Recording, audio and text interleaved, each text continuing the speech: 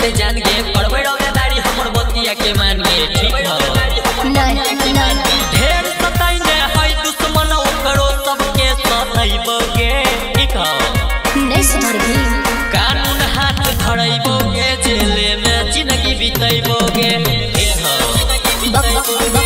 खिचड़ी चोखा खाइबोगे जेले में जिंदगी बिताइबोगे ठीक हो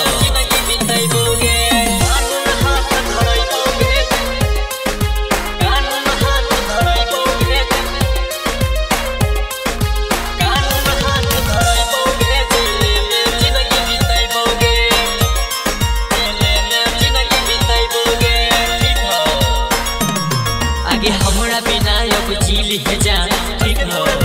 कैसे रे आगे हमरा बिना अब जीली है जा वैसे पूरा दुनिया में ही बदनाम ठीक हो तो की